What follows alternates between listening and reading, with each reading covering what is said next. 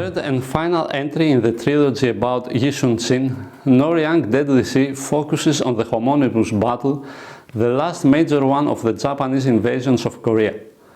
The film begins with the sudden death of Toyotomi Hideyoshi, with his last order being for the Japanese forces in Korea to withdraw back to Japan. Konishi Yukinaga, the leader of Japan's vanguard contingent during the first invasion in 1592, tried to link with Shimazu Yoshihiro's fleet of 500 ships, who was trying to cross the Noryang Strait in order to achieve the same, with the two then planning to retreat in Busan.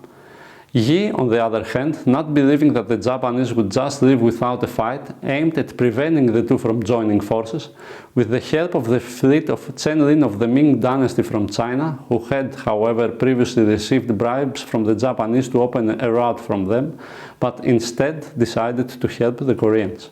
The first part of the movie introduces the key figures of the aforementioned events, while adding another element of Yi being afraid of the Japanese murdering his son. The second and largest part deals with the battle itself, with the last and rather briefest one with its aftermath. In that fashion, the first part does become a bit confusing, as the introduction of new characters from the three powers and the spy and political games are presented in a rush, in order for the movie to proceed with the main attraction, which is, of course, the battle.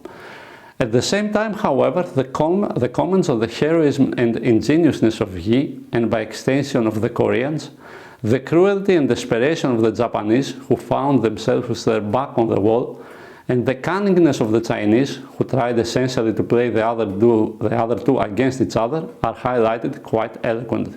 The naval battle part is definitely as impressive as they can get, with Kim Han-min staying quite close to the actual events in the most majestic fashion.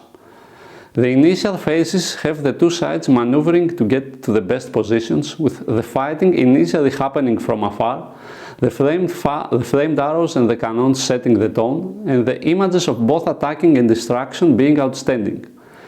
Kim takes full advantage of the fact that this part took place during the night in order to make his sequences even more impressive audiovisually, with unhung guns editing giving a very fitting fronting pace to the whole thing.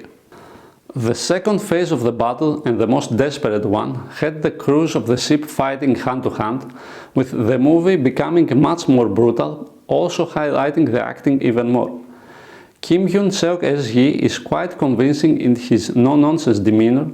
Baek Yoon-sik as Shimazu highlights his cruelty and despair at the same level, with the same applying to Jae-young's Chen, who is repeatedly portrayed as a lesser man than the other two.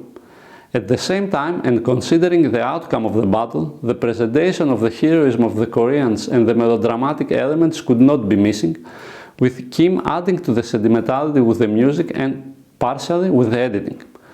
These elements, however, are actually toned down in comparison with other similar films, with the fact that the focus here is definitely on the naval battle actually working in favor of the movie. Also, this review would not be completed if we didn't mention Kim Tae-seung's excellent cinematography, which works quite good both in the action and the calm moments, as much as the whole production values, which result in a true audiovisual treat, particularly during the battles.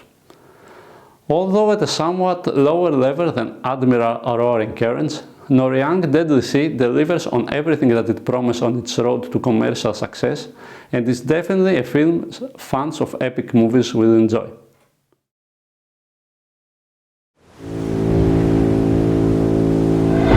적선의 규모는 총 500여 척으로 외란 이후 최대 규모입니다. 오늘 밤이요. 이곳 남해 노량에서 적들을 맞이할 것이오. 시센노 시마즈니 지타요.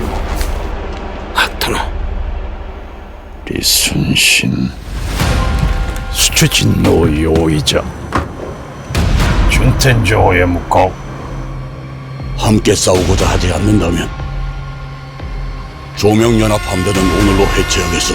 너를 왜 대적했소라!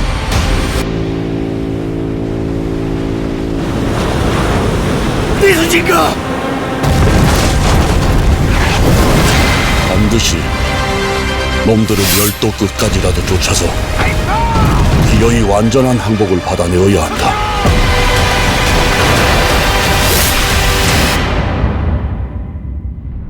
발포하라!